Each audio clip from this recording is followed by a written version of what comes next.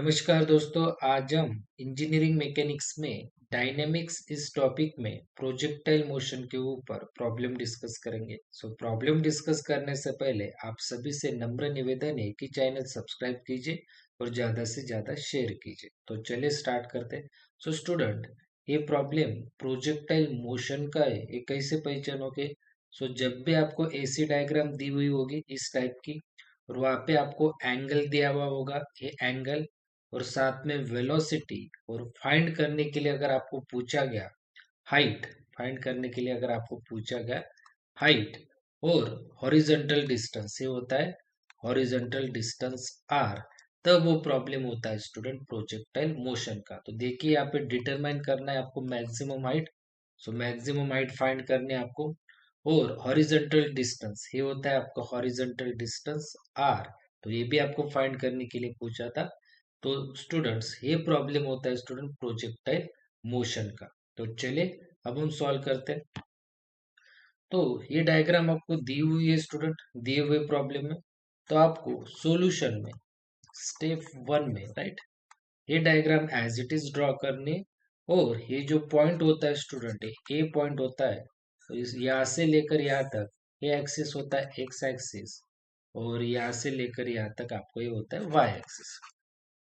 Student, आपको अब एक बेसिक पता होना चाहिए प्रोजेक्टाइल मोशन का। प्रोजेक्टाइल मोशन में हाइट का ये फॉर्मूला होता है, और डिस्टेंस का, हॉरिजॉन्टल डिस्टेंस का ये फॉर्मूला होता है।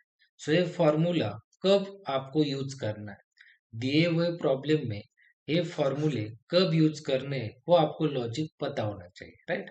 स्टूडेंट, जब भी वाई एक्सिस पे अगर डिस्टेंस या फिर आपको हाइट दी नहीं होगी, राइट, ध्यान से देखिए, ध्यान से सुनिए।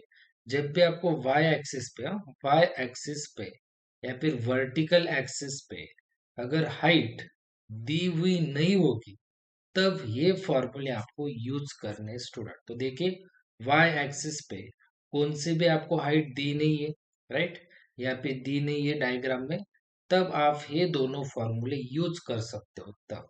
आपको देखिए स्टूडेंट्स, यहाँ पे आपको फाइंड करना है हाइट, ये हाइट फाइंड करना है।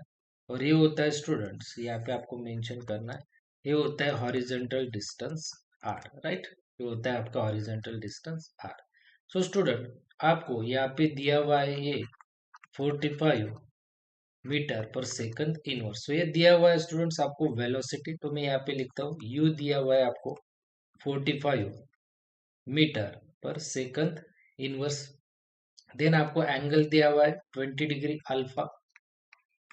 देन स्टूडेंट्स, ये आपको दोनों दिए हुए, और आपको जो जी होता है स्टूडेंट्स, ग्रेविटी, वो होती है 9.81 मीटर पर सेकंड स्क्वायर। ये ग्रेविटी होती है 9.81, राइट, ये आपको दिया हुआ है।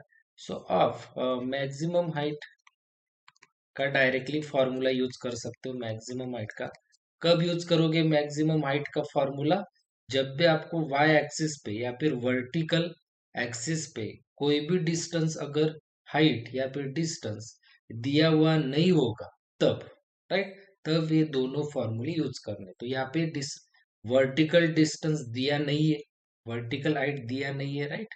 आप डायरेक्टली ये फॉर्मूले यूज कर सकते हो मैक्सिमम हाइट का।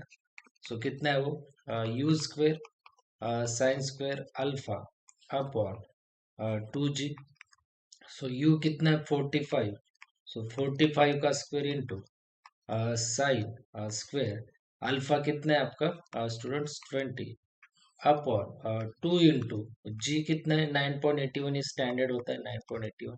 ये अगर आपने कैलसी पे किया स्टूडेंट, ये अगर आपने कैलसी पे किया तो आपको आंसर मिलेगा स्टूडेंट्स 12.07 मीटर। 12.07 मीटर ये मिलती है आपको maximum height student.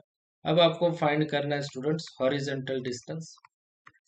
Horizontal distance, horizontal distance होता है स्टूडेंट्स आर, और आर का फॉर्मूला देखिए यहाँ पे लिखा है मैंने, u square sine 2 alpha upon जी।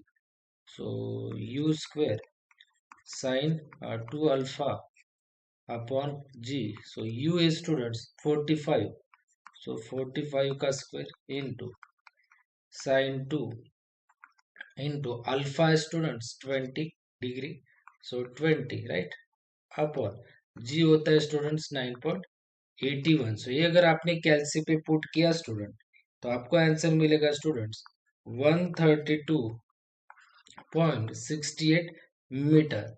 सो यही आपको फाइंड करने के लिए पूछा था स्टूडेंट्स दिए हुए प्रॉब्लम में।